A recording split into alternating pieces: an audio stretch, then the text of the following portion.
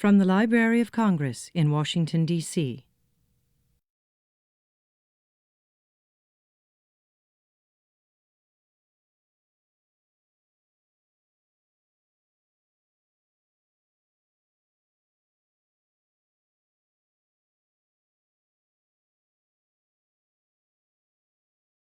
Today, we're going to have one of my dear friends, Debbie Hess-Norris, speak.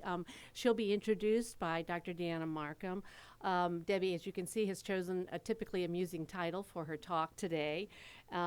We've had a very long relationship. I first met Debbie when she roomed with me in my apartment in New York when we were both students. And that was the beginning of a wonderful relationship. Yeah, 5 years ago, right? And that was when she was doing a lot of her breakthrough studies in photo conservation. And one of the unique things that all of you who know Debbie know as well as I is her generosity of spirit, and that she was completely open about sharing all of her research information and all of her notes. And these were in the early days of formal sort of academic study of photo conservation. And so it was a wonderful, wonderful coincidence and opportunity to work with someone like Debbie. So at this point, though, I'm going to turn the podium over to another wonderful person who is the Dr. Deanna Markham, who is the Associate Librarian for Library Services, my boss, and she will commence with the introduction. So thank you very much. Good morning, everyone. I'm always glad to see a full room just before a 3-day weekend. It gives me great hope. I think we're the only people working in Washington. The traffic was amazingly all right this morning. Well, it is a great pleasure to welcome Deborah Hess-Norris to this 59th lecture in the Topics in Preservation series. I'm really pleased with what the Preservation Directorate has done generally in identifying topics that need to be addressed and finding wonderful speakers. I think it helps, I know it helps the staff here, and I feel certain it is beneficial to those who are interested in preservation everywhere, because this is not just those of us in this room listening to the talk, but others who have joined us through technology. This morning we have at least a dozen people, ranging from Harvard to the National Library of Medicine to the National Archives to the State Archives of Maryland, the Mellon Foundation. There may be others of you I haven't listed, but we're delighted you're with us too. Today's lecture is the fourth in a series of 4, so it's the final lecture in this series that focuses on training, scholarly communications, and funding. We chose these areas because we know they are absolutely essential to what we're going to be able to accomplish in preservation, and we wanted to have a number of people talk to us about these topics. Today's speaker, Deborah Hess-Norris, is chair of the Art Conservation Department at the University of Delaware. I think many of you know about this program. Indeed, we have several graduates of the program in this room. But it was the University of Delaware's program is one of 3 such graduate degree programs in the United States that teaches book, paper, and photographic conservation. Since its beginning in the mid-1970s, the Delaware program and the library have enjoyed a close relationship, maybe dating back to the roommates, I'm not sure. But that partnership is now stronger than ever. 4 months ago, the library and the University of Delaware announced a collaborative pilot program for educating library and archives conservators. This program is funded by the Andrew W. Mellon Foundation and was conceived as a collaborative pilot program for educating library and archival conservators. This program caps a productive history between the library and the university. More than a dozen students from the University of Delaware's program completed their final year internship at the library. And Debbie, I have to tell you, we love getting the interns from your program. 4 of our senior conservators are the University of Delaware graduates, and all of our photo conservators were trained by our guest speaker, Debbie Hess-Norris. She's also a professor for photograph conservation at the University of Delaware, and as Diane indicated, she's a giant in that field. During the nearly 30 years she has been on the faculty at the university, she has trained the majority of photographic conservators in the United States and has served on lots of professional boards and in lots of associations, just to name a few. Chair of the Heritage Preservation, President of the American Institute for the Conservation of Historic and Artistic Works, President of the Board of the Conservation Center for Arts and Historic Artifacts, U.S. Commissioner at UNESCO, Project Director at the Andrew W. Mellon Collaborative Workshops in Photographic Conservation, and she's been able to do so many of these things because she's also a brilliant fundraiser. She has secured over $10 million in external grants for the university's art conservation department. Debbie has authored more than 30 articles and book chapters on the care and treatment of photographic materials, emergency response, ethics, and conservation education. And she's taught more than 95 workshops and seminars for conservators and allied professionals. She actively lectures, she consults, she's everywhere. There are preservation meetings. In fact, I'm wondering if we should have her sit while she's talking today. But we are so pleased, Debbie, you've joined us today. We're delighted to have you as our speaker, and I welcome you to the Library of Congress.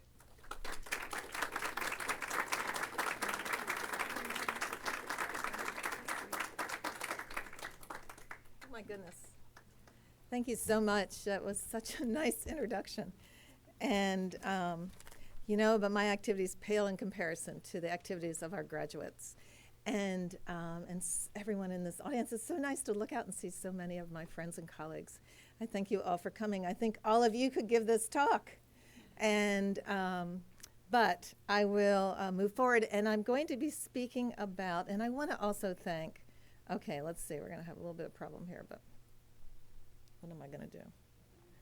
We're not going to have a problem. Hang on. Close your eyes. And get the first note. I also want to thank the Library of Congress for the fabulous mentoring and teaching. And, there's some seats down here if you want to sit down. Or over here also. Teaching and advising and all the research that's been done certainly to strengthen this field. But we are thrilled to have our students spend summers and third years and postgraduate opportunities here. Alicia's here, and she's a current third-year fellow at the Library of Congress, has had an absolutely terrific year thanks to the fabulous mentoring and expertise that you all share with her. So we're so grateful. It's just a fabulous place for our students, pre-program, postgraduate, et cetera. And so thank you all so much for those of you who are here from LC for providing that leadership. I'm going to be speaking about photographic conservation, education and training globally, a little bit about graduate education, a little bit about fundraising, and I'm going to be watching the clock too. So some of these slides I'm going to sort of move through quickly, and we'll end with what I hope will be a fabulous finale. But anyway, talking about some of the activities that are going on really around the world, and this is Martin Jurgens, who is now the photograph conservator at the Rijksmuseum in Amsterdam, but he's been involved in training monks in Laos in the preservation of their photographic heritage. This is a project that's organized through the British Library, actually, focused on the preservation of endangered archives. It's a wonderful example of collaboration, of partnerships, of global teaching and learning. And, of course, everyone has benefited. We all know why photographs are so fabulous and why we are so completely dedicated to their preservation. They enhance scholarship and knowledge, inspire discourse, engage public audiences of all kinds, document history, connect cultures here and globally, And I want to pause here just on this photograph to say that this is from the Arab Image Foundation. One of the projects I'll mention, but I don't have time to go into a lot of detail, is the work that we're doing in the Middle East in the preservation of photographic heritage throughout the Middle East, thanks to support from the Andrew W. Mellon Foundation and the Getty Conservation Institute. And of course, Celebrate Greatness. We're also well aware of the fact that these collections are endangered. I don't need to tell you that. Photographs are deteriorating, they're fading, they're yellowing, they're cracking and crazing. And this degradation occurs in the United States, and it occurs, of course, around the world, from cellulose acetate degradation to deterioration caused by natural disasters. These are photographs from the recent tsunami in Japan. And the degradation there and the catastrophic loss, of course, we've all seen on the news. They are working hard to recover the photographs. And I've had the great privilege, actually, thank goodness for email and all these technologies that you can be online with conservators all over the world, working with the conservators there in Japan who are trying to recover these photographic materials and, you know, to begin to bring back some resemblance of comfort to the people there. We're also, I think, all aware of the 2005 Heritage Health Index that allowed us to begin to better understand the state of the condition of our nation's collections. Of course, the HHI, which is supported by grants from a myriad of different organizations, including the Institute for Museum and Library Services, the National Endowment for the Humanities, and others have supported this work in different ways, and related work as well. But HHI focused on a variety of different materials, and I don't need to, this is where this, I learned, okay, I have to do it this way. I don't want to spend a lot of time on this, but just to remind you about some of the findings. And the important point here is this was 2005. The research was incredibly important to help us begin to articulate what are the needs and where should we be focusing on in terms of preservation and research and caring for collections nationally.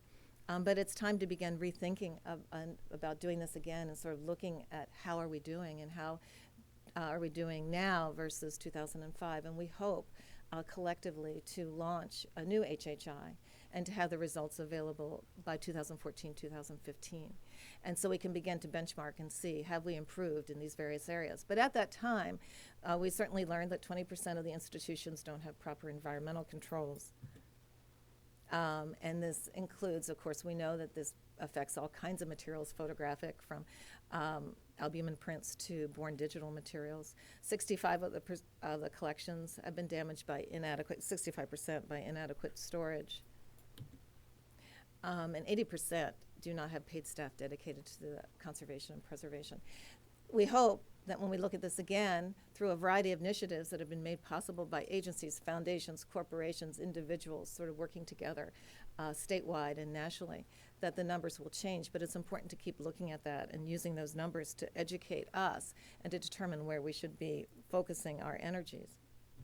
In terms of photography, we learned that there are 153 million photographs that we're responsible for caring for in the United States, and we began to better understand what are the challenges with acetate, with nitrate, with color, with black and white, and where should we be focusing our expertise. At the same time, this talk is focused a little bit more on global issues, and so where do we go for that information? We don't have those kinds of surveys and studies for the most part. The Netherlands, of course, has always been a leader in this, and they have done some work in sort of studying the condition of collections. But for the most part, countries haven't been able to be involved in these kinds of processes. So I've gone to looking at some of the results from this fabulous global seminar that was held in 2009 in Salzburg, focused on the preservation of the world's cultural heritage. And I had the great privilege to be the co-organizer of this and to help to sort of facilitate this meeting, which involved individuals really from all over the world and was held here. I mean, if you can only believe it, right, in this Schloss. And what was even more amazing in Salzburg is that because I was a co-organizer, that is where I stayed. You may recognize this building from The Sound of Music, right? And it was here, Sound of Music wasn't filmed entirely at the Schloss, but some of the scenes were, and particularly the scene where Julie Andrews comes in with the children. They all fall out of the canoes, and they're in the drapery outfits. Remember that? That was filmed right there. And every morning I would wake up and look out that window and think, oh my God, I can't believe it. That was filmed right there. And other scenes as well. So it was a time of excitement for me. But I was supposed to be focusing on preservation of cultural heritage, which we did. But this initiative, funded by the IMLS, involved cultural leaders from around the world, all continents, 32 countries, focusing obviously not just on photographic collections, but on the preservation of cultural heritage. So what I've tried to do is sort of take the results of that and combine that with sort of an email study that I did, emailing my colleagues around the world, our colleagues in photograph conservation. And so here you can see all the people that were sort of contacted just to ask them what's going on in the field of photograph conservation in your country. What are the most urgent needs? Where should we be focusing our priorities globally? What can we do to begin to advance and strengthen the field of photograph conservation, and how can we work together? So, what do you learn from all this? I don't have time to go through it in a huge amount of detail, just a couple highlights. Botswana, there is really very little being done in all of Africa in photograph conservation, and in fact, in conservation education in general. They are anxious for a graduate program in conservation. ICROM has been doing fabulous things in preventive conservation in Africa, but Africans will say, we need a graduate program, we need those credentials. And so we need to find ways to collaborate with them. But in Botswana, one of the heads of the libraries attended the meeting in Salzburg, and I remember her saying that when an elder dies, a library burns. And that just, you can't help but sort of remember that comment. And what she was sort of saying is all this information that we have, our heritage is sort of held in the minds and the hearts of our people. And libraries are important, but we need to work closely with every individual. In Canada, there's a lot going on in photograph conservation. It varies, of course, across the Canadian country. There's a master's level program at Ryerson that's focused on preventive conservation and photographic materials, and those graduates have gone out to work in library and archives in the United States and Canada and really around the world. The National Library and Archives of Canada has 27, Andrew would know, 27 million, is that right? Photographs, something like that. It's the largest collection of photography in North America. And they have been doing fabulous things to put collections into cold storage, and they have the expertise. Of course, they suffer from staff and financial resources. China has resources and very interested in investing in conservation, education, and training, but anxious to find partners to do so, not just in photograph conservation, but in all areas. In fact, as we speak, one of our graduates and faculty members is in Tsinghua University in Beijing, talking about collaborations in architectural preservation and finding ways that we can work together. Japan, of course, has just suffered this horrible tsunami. They have the technology in the industry that's very focused on photographic preservation and understanding of photographic materials, but there is no training in photograph conservation and no jobs as well. And so paper conservators right now are dealing with the tsunami and trying to do the best they can and working with industry. And actually today also there's a meeting of individuals involved in photographic technology to talk about the recovery of these materials and how to deal with the vast numbers. They're being washed, they're being made available to the public, but there's just so much material, and they're really struggling with things like magnetic albums, boxes of material where they're worried now about the growth of mold. So they're meeting actually today to begin to talk about that. United Kingdom, fabulous collections of photography, very little advanced education and training in photograph conservation. In Colombia, I had the great privilege to teach there in January, and sort of a funny story, but I don't really have much time for funny stories, but just a quick one. I was working with a wonderful colleague from the National Museum, and I had met her actually in Salzburg. And she said, would you come and do a workshop? Of course, I'd be delighted. It would be great. And Amparo, actually, who you all love and admire, is now in Bogota, and she was my translator. So it doesn't get really much better than that. And she actually translated my slides in advance, so I had slides in Spanish, which was nice. My colleague, Kata, said to me when she picked me up at the airport, we have 18 in the class. And I said, that would be great, but we can take more. I'm happy to have as many. Fine, she said, that would be terrific. Anyway, long story short, next morning I go into the lecture hall, which I thought would be like this. Well, it's a huge auditorium. And I said, Kata, wow, this is really big. The projection will be terrific. And she said, oh, it's going to be filled completely. And I'm like thinking, oh my God, I got to rethink this teaching. Filled completely. Well, it turned out she meant 88. She told me 18. So we had 95. Anyway, fabulous people from all over the country. But in that entire country, there's only one trained photograph conservator. and but fabulous collections. And the other interesting thing for conservators is the conservators I did meet, who are absolutely fabulous, their specialty for the most part was preventive conservation. And this is one place where when you travel, around the world, you begin to see more and more emphasis on preventive conservation and preventive conservators, which is something we don't see as much in the United States, but certainly an area that I think we're moving into. It's not that we're not teaching in preventive conservation, but for example, in our program, we're not graduating someone who is specialty is just preventive conservation. And yet I was struck in Bogota that all the conservators I met, that was their specialty, and that was how their job was defined. In India, of course, a fabulous collection with such a rich heritage. Nora Kennedy and I had an opportunity to teach there, one trained photograph conservator in all of India with those rich, rich collections. But graduate programs certainly in Delhi, and students there who are very interested in learning about photograph conservation and anxious for opportunities for exchange. And then finally in the Middle East, we are engaged in a project, as I mentioned earlier, that's focused on identifying photographic collections throughout the Middle East, in the Gulf states, Levant, Northern Africa, to identify where these collections are, what their needs are, and then to offer 3 workshops for custodians of photographic collections, starting in November in Beirut, the following year in Cairo probably, and then the following year in Doha.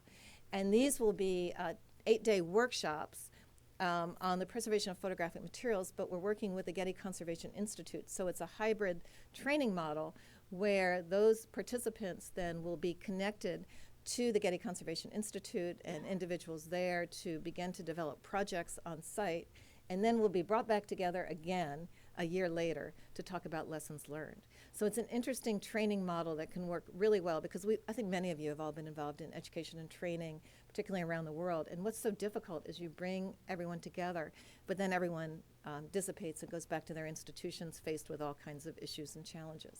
So this hybrid model, I think, has enormous potential for us. So what were some of the general themes from Salzburg?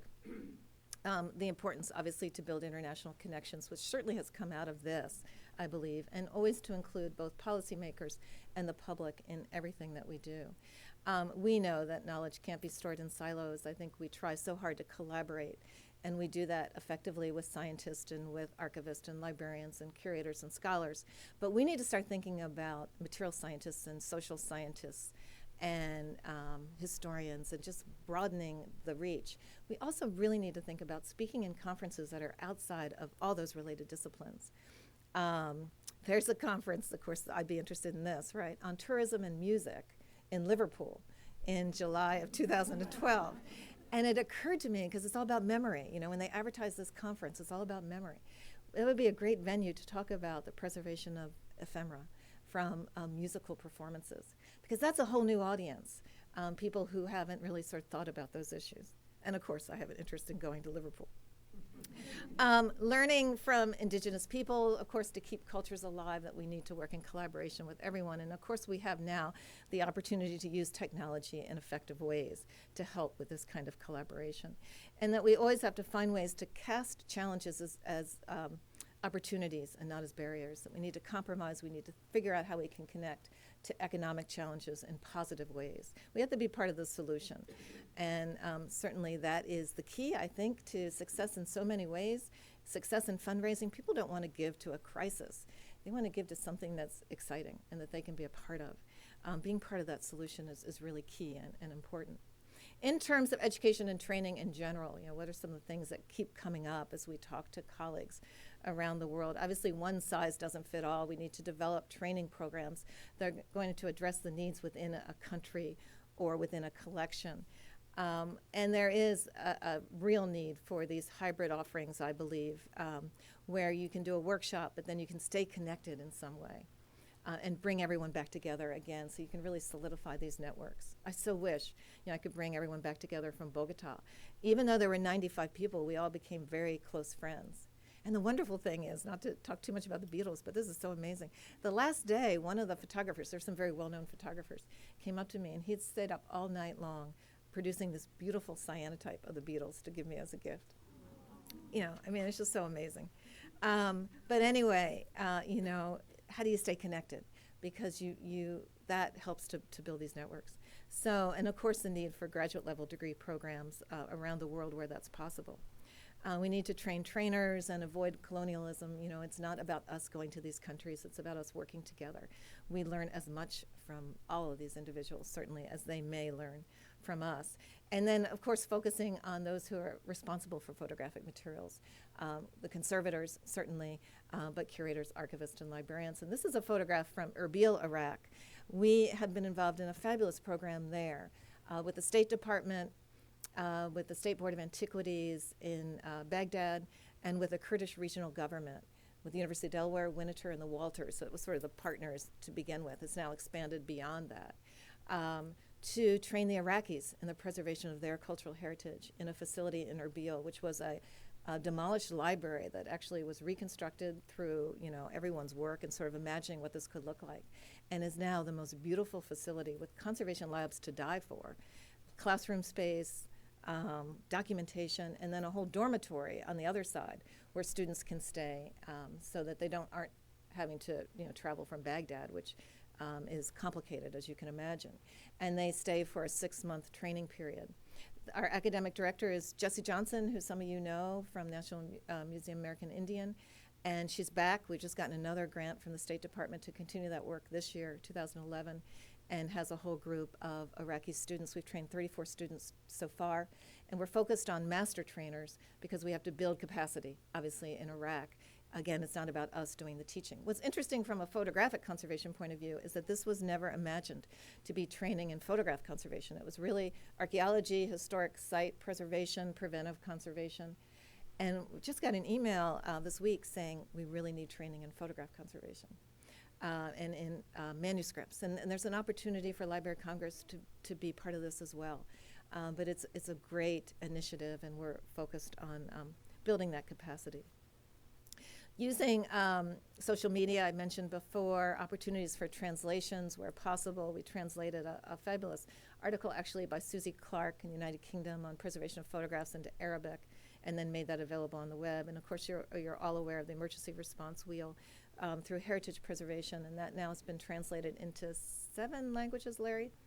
This is the Arabic version, which I really love. The Italian version is fabulous. It's very fancy. You know, it's suitable for framing. It's larger. It looks like a stopwatch. But they're all different. They all have their own personalities. I'm in love with this one. But interesting, again, can I go back? I got to watch my time. But they're not translated exactly, right? They have to be altered a bit to meet the needs of those institutions, and the Arabic one very much so. A good example is that we might say, you know, don't put your collections in the basement because they'll deteriorate because of this or that. In the Middle East, that's where the collections go immediately because of the threat of war. And so there were significant adjustments made to these wheels and the content by individuals in those countries as part of that translation process. At least in some. Larry could tell you if that was true for all of them. Education and training on the graduate level, you know, what are we doing? How are we moving forward? This is a slide from the Metropolitan Museum of Art. You know, of course, it's important that in conservation training, it's the whole 3-legged stool, and how do we ensure that our students are building expertise in all these arenas: connoisseurship, history of technology, ethics, philosophy, science, hand skills, etc. But always focusing on critical thinking, technical hand, and scientific skills is essential. And as you look at the evolution of the curriculum, not just our curriculum, but I think all of those in North America, there is continued emphasis and strong emphasis on science, on collaboration with scientists, on doing research, on looking at non-destructive methods of analysis, and in photograph conservation, renewed focus on characterization of these materials. What are they? How do they deteriorate? Looking particularly, as a real focus now, on silver gelatin papers and characterization of these materials, which have now become more obsolete than we might have predicted 10 or 15 years ago. And using technology to really document the condition of objects, as is being done in a major project supported by the Mellon Foundation, looking at daguerreotypes. So, and a lot of this work obviously is being done here at the Library of Congress, at the National Archives, at the Image Permanence Institute, and other research laboratories across the nation and around the world, and this collaboration is ongoing. In terms of graduate education, it's just essential that we inspire our students to continue doing that work. Of course, the principles of preventive conservation are always key and always important, and we see every day how we can help with the preservation of family heirlooms. And in photograph conservation, this comes up all the time. You know, the tornadoes that just seem to continue to ravage the United States. And those people go back to their home, and what are they looking for? They're looking for those photographs, and you just, want to reach out and find ways that we can help. And we try, but we probably can always find other ways to do so. In terms of training in photograph conservation, of course, a new emphasis on new media, contemporary preservation, and library conservation and archival materials too, which include photographs in significant ways. And the need to ensure that our graduates are future leaders, that they collaborate, that they can engage, that they're flexible, that they build consensus. And you can learn sort of all the things, that the way things should be done, but then you have to be able to be flexible and figure out how to really make it happen. And so focusing on those kinds of skills and public engagement skills are also so important, and something that I think all the graduate programs are doing, and we need to do more of it. And that is to ensure that our students are strong public scholars. I had the privilege, actually, it's amazing. It was exactly a week ago at 11:35, because I remember thinking, I hope I get through this, to participate in a briefing on the Hill. I had 12 minutes, and it was about the humanities in the 21st century. And I had been asked to speak about the preservation of global cultural heritage and how that enhances cultural understanding. But the key is, one of the things I talked about also is just the importance of conservation professionals, all of us, advocating with the public, sharing our stories, and getting people excited and engaged. And it was very interesting in this briefing. Speakers were fabulous, and they were talking about national security issues. But you could see people really relate to preservation of cultural heritage. In many cases, these were staffers from the Hill, so an important audience really for preservation funding. But you could see that they can relate. We are very fortunate to be in this field where people do relate to what we do, and they get excited about it. And so building those skills is important. And fostering, of course, faculty and student exchanges. This is one of the conservators from the Hermitage State Museum in St. Petersburg, Russia, where we are working, thanks again to funding by the Andrew W. Mellon Foundation, and this project is administered by the FAIC, to collaborate with conservators and curators in the Hermitage Museum to train them in the preservation of photographic materials. But there's such a need, and I think all of us probably receive emails daily from individuals around the world who want internships, opportunities, and how can we foster that? How can we create opportunities for them? We need to strengthen postgraduate positions, certainly make more opportunities, longer postgraduate fellowships, not a year, but 2 years or 3 years, with a focus on research and dissemination, strengthen that pipeline. I've talked already about global internships, using the website to do so, and promoting impact, and all of this helps us to ensure visibility. Another thing that came up in Salzburg and came up with all of the email dialogue that I had with all these colleagues around the world is it's not just about education and training, it's about outreach and advocacy and improving our ability to communicate effectively. Another thing we're doing at the University of Delaware, which is exciting, I think, is a project funded by the National Endowment for the Humanities, where we offer a 2-week public engagement institute for graduate students in material culture studies. So this is art conservation, preservation studies, but also art history, English, history, a couple of the other programs on campus. And these graduate students apply to this institute where for 2 weeks they learn how to share their research with a variety of public audiences in museums, K through 12, lifelong learners, on the web, through Second Life. I don't know if you guys have ever gotten involved in Second Life. It can take a lot of time. I was involved. I had an avatar. She was great. And her name was Prima Destiny. Prima is my middle name. But I lost her. And she sort of went into a cave, and I have never found her again. And now I can't remember my password. And it's just like, oh, I can't start this whole process all over again. But if you go into Second Life, there's areas to be wary of, but there are other areas that are very educational, and you can go and listen to lectures and things. And are there ways that we can capitalize on this? We actually have a conservation laboratory in the University of Delaware Island in Second Life, where you can go and learn about paintings conservation. And if you ever find Prima Destiny, you can click on her and somehow send her back to me. But it's beyond me, and I've lost her completely. But anyway, this workshop sort of focuses on all these different things, from social media to just giving public presentations. We have someone from theater come and work with our graduate students on, and it's great, really, because I think all of us, when we come to a podium, you have this point where you feel, I can't breathe, and you're trying to sort of get through your remarks. And she had all these tips on what do you do in that case?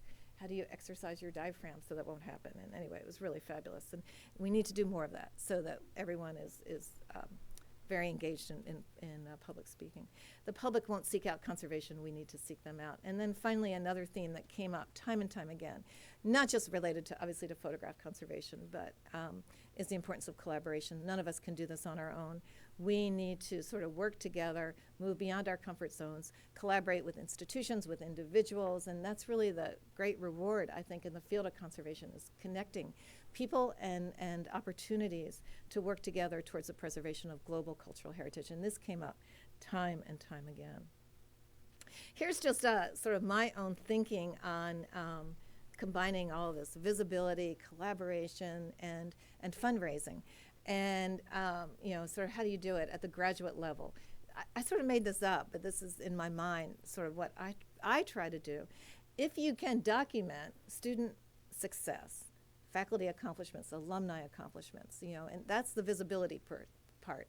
People have to know what's going on. What are students, and it's not just our students, what are students in the field of conservation doing to strengthen the preservation of cultural heritage? What are alumni doing? What are faculty doing? So that's the visibility piece. If you begin to sort of focus on that, you can then share your strengths, you can build your visibility, and you can begin to connect to others who are interested in what you're doing. Iraq is a great example. Now that this information is out there, we're getting emails all the time. I got a notice from a gentleman in San Diego who has a family foundation. How can he get involved? He's very interested in this, and I think he's about to give us a grant to support our work. That's through visibility, not through really fundraising. You can promote partnerships and engage individuals in the work that you're doing, which allow you then to improve the program of study, to strengthen what you're doing, to strengthen opportunities for students, to allow them to work around the world, and to begin to secure support to do so. With that support, then, you can begin to invest in new resources. And anyway, it just all starts to spiral. And if I was better at PowerPoint, this thing would start turning. And I spent some time on that, and then I finally gave up. Because what happens really is all those squares start moving everywhere, and it doesn't really turn. But you can imagine it spirals, and it all starts to build on itself. And people, again, they give to success. They give to something they're connected to and something they're excited about. So just a couple words on fundraising. And I could talk about this forever, but and I'm happy to answer questions, but really in this audience, they're fabulous fundraisers, much better than I am. But what do you need to do? You need to build that case statement, whether you're fundraising for graduate education or fundraising for the preservation of a particular object or a collection of objects, or for a new building or for a new instrument. It's all about sort of, what is it that you're trying to do? How does that fit within your priorities? Focusing on the strength and mission, again, I do believe that individuals, corporations, foundations, federal agencies give to success, not to a crisis. I mean, there are times where you can secure funding for a crisis, but for the most part, it's going to be people want to be connected to something they feel strongly about. Foundations are attracted to things differently from corporations. Corporations are interested in name recognition. Foundations may want to remain anonymous, so you need to understand their mission and what they're about. Of course, always involving experts and addressing why. Why is this important? Why is it fundamental? How will it advance X, Y, or Z? I feel very privileged to be involved in fundraising for conservation because it is so visual and people relate to it, and particularly graduate education, because we have such fabulous students, all of us, who are really doing wonderful things, and we're so proud of them, and people meet them and they're just amazed. I hear it all the time. Everyone in conservation is so passionate. They believe so much in what they're doing. I mean, look, you guys are all here and it's Thursday before Memorial Day weekend. I mean, it's just a committed, very committed deeply engaged group of individuals. And at the University of Delaware, I've had other roles too, where I've been responsible for fundraising on a broader scale for all of graduate education. And I can tell you, it's much easier to raise money for conservation than for philosophy. Philosophy is important, but then there's no tour. It's like, and it's like, oh my gosh, how do we do that? But conservation, you show people something and they can relate to it immediately because they have things that they care for too. And particularly, of course, photograph conservation. But anyway, so developing this case statement is important. And then always being vigilant, promoting a vision, have that vision. And vigilant, I mean, like, don't give up and don't be negative and don't say, oh, the economy is bad.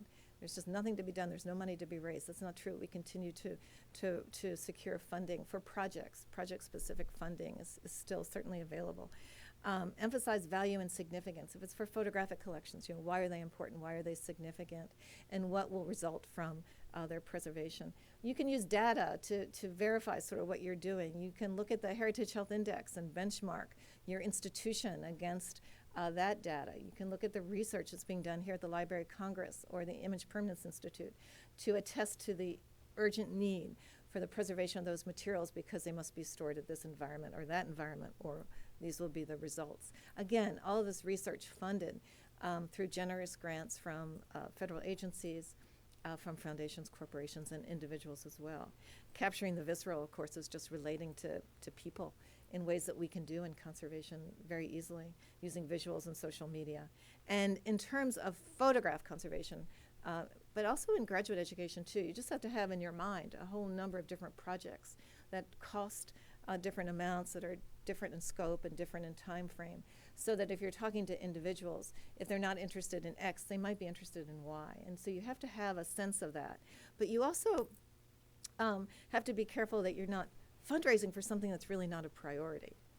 Because sometimes you can get so wrapped up in the opportunity to secure a grant, but it's really not a priority for something that you want to do. So you've got to focus on what are your priorities and finding the right match so you don't get sort of derailed a bit and taking on a project that could be better done by someone else. And in the end, I believe it's all about collaboration. A good example of that, this is many years ago, but it's still a good example, I think, is when the graduate programs, Buffalo NYU and Winterthur UD, we're all focused on increasing student stipends, something we're focused on again, and we continue to focus on because it's so important. We concluded that it would be better for us to work together in collaboration to try and secure money for graduate education in the United States of America rather than individually. And through that collaboration, we raised $9 million, and I don't think we would have each raised $3 million, certainly in any stretch of the imagination, thanks to the National Endowment for the Humanities and Challenge Grants, thanks to the Getty Foundation, which didn't typically give to endowment, thanks to the Andrew W. Mellon Foundation, the Crest Foundation, the Luce, lots and lots of foundations, individuals, small and large, that contributed to this. But I believe the message was that we were working together in a significant way. Oh gosh, let's go back. That was my animation. I forgot about it. It was never working even on the train. I'm like trying to get this thing to spiral. Okay. Consider and pursue a multitude of funding sources. And state agencies, state humanities councils support preservation, or they can be convinced to do so. It's something, again, they probably haven't thought about, but it fits within their mandate. So federal agencies, state agencies, cultural tourism, how do we link more effectively with cultural tourism? How do we connect to those dollars? And again, that conference in Liverpool, right? It's all about tourism and music.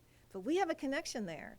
And if we are there, that might open up some opportunities. Foundations, corporations, membership organizations sometimes will support our activities. Of course, organizations and individuals can do significant things for us if we can sort of reach out and identify them.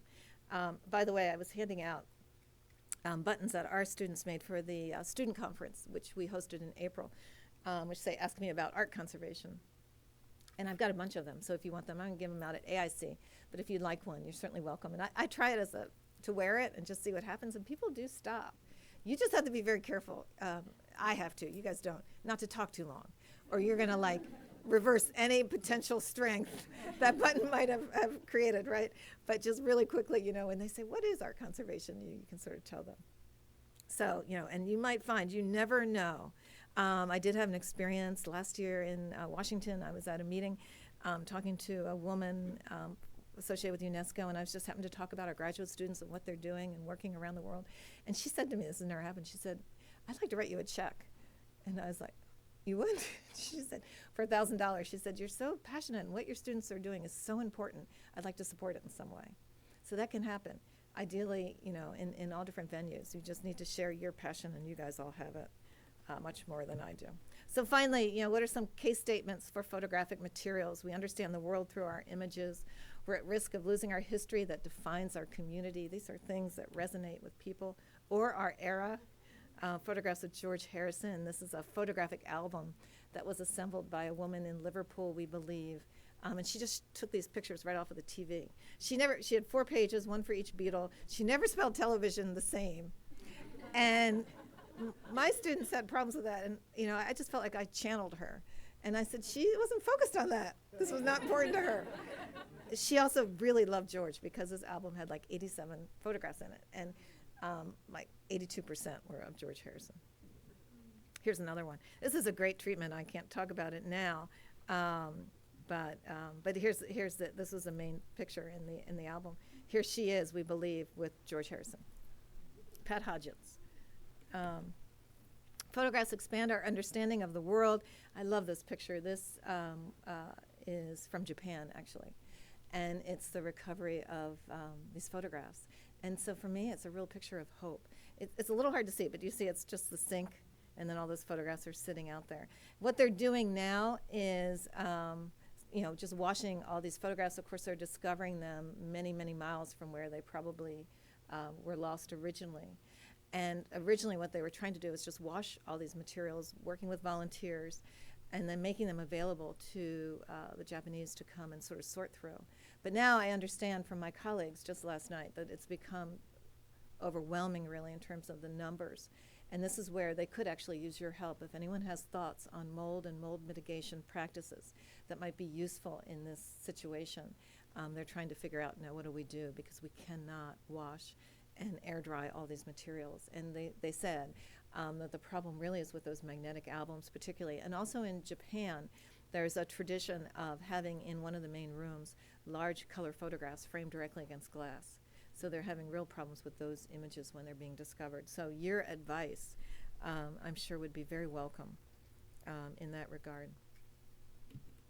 We're facing near immediate catastrophic loss of our early 20th century negatives. I think we're all aware of this, problems associated with acetate and nitrate materials, and how this really is urgent and really does require cold storage, and is something that we can be looking for support for. And of course, this is global. This problem is not just the United States, but it's around the world. And with cold storage, our photographs, without cold storage, our photographs will continue to fade. With cold storage, we may be able to stabilize them and prevent the degradation that we all are so familiar with. And finally, together, we'll preserve these extraordinary materials for the education of future generations.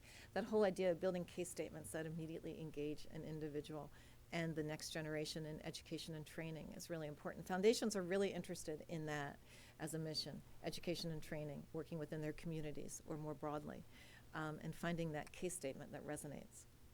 So thank you all so much, and thank you to the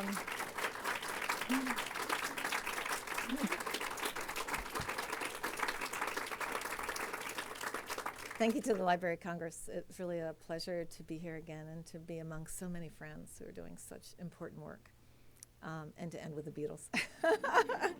It doesn't get much better than that. I don't know if we have, where's Mary? Oh, and I want to thank Angela and Mark also, because the way this works is they have to advance the slides. And so through all those slides, they have to sort of watch as I was advancing them and sort of move forward. So thank them. And they, of course, heard help at least 17 times this morning. So I want to thank them for putting up with that, too. I could hear it 500 times, but maybe some others couldn't. So anyway, thank you so much. What do we do now?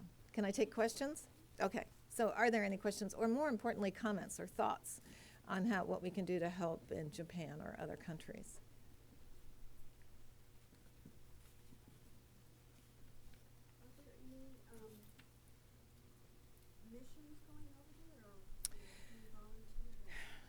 A question Holly asked if there are any missions or volunteers. Not that I know of, not from the United States.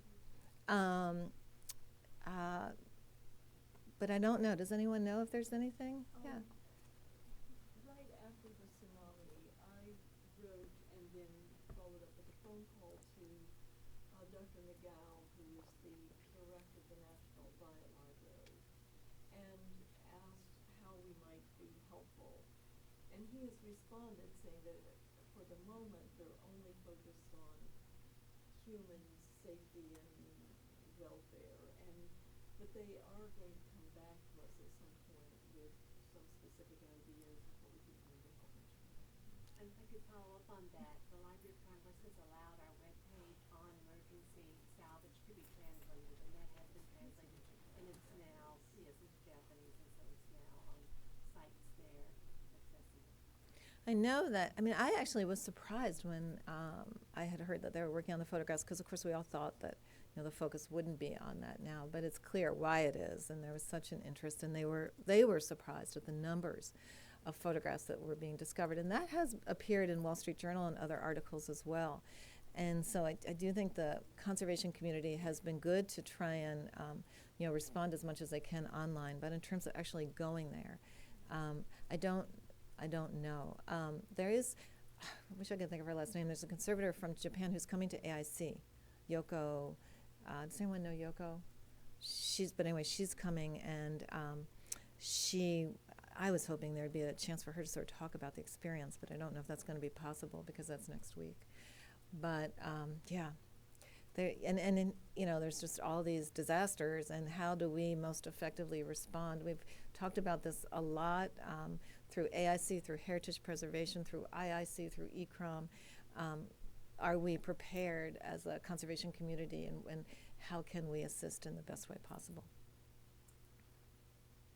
Any other comments or questions or thoughts? Or what would you all say about any thoughts on the situation? Because honestly, I just did get this email this morning on fumigation of these photographic materials in magnetic albums. I don't know. I don't know if there's any current thinking here at the Library of Congress, because again, it has to be practical. We've got to come up with these solutions that are really practical for that situation.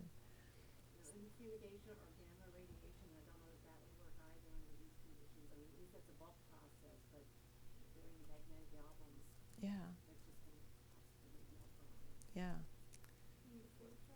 Yeah, I was thinking of that, and I don't know. I emailed them, and whether they have access to that kind of equipment, and whether that's realistic in northern Japan. But that was one thing I thought, could possibly help. Yeah, Andrew. One of the other broader issues we encounter here, in Japan as well, is that our description of what we can provide is often stabilization. So people will want things to be fully treated and recovered. They'll expect to get something back in pristine condition from before. And I think that certainly posed problems in the last 10 years with emergencies here, where what we're really focused on is stabilizing it, and there can be an expectation for a large amount of treatment that's required after that. And so I think a lot of it is just trying to communicate clearly about what someone's expectation is, what resources you have to move forward. And because with the scale of what you're talking about over all of that time, you really have to make sure that we need to be able to successfully do what people are expecting. Yeah. So they understand what you're expecting. Because freezing items can be very helpful, but it's really not solving the problem. It's just giving you time to be able to solve it. But then you've made a commitment. It's hard. Yeah. I'm just wondering that if the piece is going to be lost as a result of not being able to rescue it, but again, treating its mold, then could they set up some sort of scanning operation so at least the images can be captured? Possibly, and that's one of the things I think they're talking about today. But it's just the volume, and so it's how do you deal with 100,000 images, given all the other challenges that they have as well, And so I think I don't know. It will be interesting to sort of see what comes out of all this, and but on a smaller scale disaster, that could be, a very reasonable solution. But I just don't know if it's practical in this situation. And that's where, we do so much work and focus on emergencies all the time, and yet these major global disasters, we all want to help, and it's hard to sort of figure out what the solutions are and how can we assist in significant ways. Well, of course, they have to establish a triage so that they can then categorize the number of things, and maybe that's Yeah. articulating how to do that, what the options are. And they're also struggling with, the whole philosophy of volunteers. My sense is use volunteers. I mean, get people engaged. It's a way to help them to be a part of a solution in some way. Like, I have absolutely no problem. And some of the conservators were just, is it appropriate? And I think in this case, it's very appropriate. It's so important for them psychologically. But so that's been to help them sort of establish that triage. But, I don't know. But one thing I'm grateful for is the internet, because it is quite remarkable that we can get involved in all these projects in this way and just send a note off and then get a response back so quickly. I mean, it's really so fabulous what we can do in collaboration. What we're doing in the Middle East is we have conference calls every week. So, of course, you still have to do an awful lot by phone, but it's really the internet that's made all these projects possible. So that's really terrific.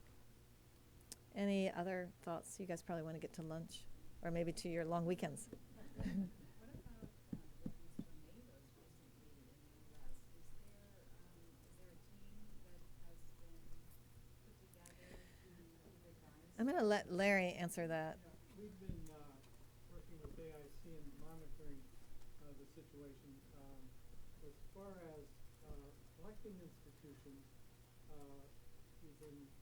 there's only been two that have been really damaged, and actually one was the flood of Mississippi. As far as individuals go, in the case of tornadoes, unless there's rain afterwards, there's been no call for people to come and help recover. I think we've been pretty good about trying to stay in touch with people in the areas affected. We've not organized. We provided information. We sent out a press release called Save Your Family, Save Your Treasures for Rightly or something. I apologize. But it's what to do after a disaster, and several newspapers have picked that up. But no teams have come. There's been no call for teams to go in. We have made enormous strides nationally, I think, with AIC and heritage preservation and convening conference calls. Larry's been on calls with 70 people sometimes, right? It's amazing that actually could work, but that's a great way to sort of begin to share information. So yeah. You've been involved in training for so long, and you've seen your graduates have such an effect in so many areas and so positively.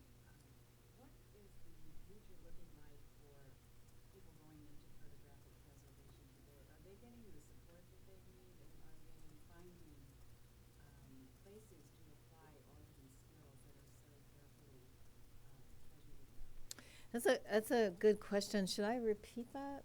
Sure. Yeah. So the question is sort of in general, given the focus on photograph conservation, how about our graduates? Are they able to share their skills and knowledge, and are they able to secure positions? Which, of course, is a challenge in postgraduate fellowships and all kinds of opportunities where they can share those skills and expertise. And that's a challenge not just in photograph conservation, but in all areas of conservation. Many people will say, we need to be careful how many students we're training because of the job market and opportunities for students. My own experience in photograph conservation, but also in general, is that our students are getting placed in postgraduate fellowships and internships in photograph conservation and in other areas as well. What we need to do in photograph conservation and in objects conservation and paintings conservation is work to develop, if possible, internships that are longer than a year, 2 or 3 years, because it is hard, as we can all imagine. We've all done it ourselves, moving from place to place. You get to a place, and you're now thinking where you're going to go for your 5th year, your 6th year.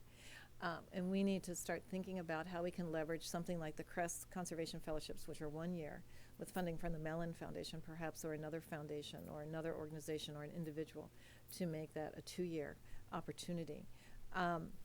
So we need postgraduate fellowships, there's no doubt about that. And in photograph conservation, it's true, although the field of photograph conservation has grown so significantly thanks to the support of the Andrew W. Mellon Foundation, which, when they were investing in this field, they were so wise, and with special thanks to Angelica Rudenstein for all that she's done, to look at postgraduate education opportunities at the Eastman House, as well as investing in fellowships in museums and libraries and archives across the nation, as well as endowing positions. And so in the field of photograph conservation, there are many more opportunities than there were. And in fact, there are a number of jobs that are being advertised now, and I'm not sure what the applicant pool will look like at significant places, significant opportunities.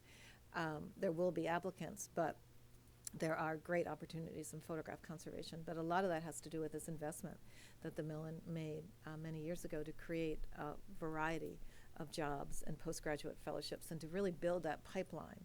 And that's what we've been talking about. We need to do that in library conservation. We need to do that in other areas. Really build the pipeline from pre-conservation to positions in the end, so that if we're going to invest in library and archives conservation education, we need to also invest in positions in libraries and archives for those individuals to move into. And then globally, there's such an opportunity globally for individuals who are interested in working in photograph conservation, certainly.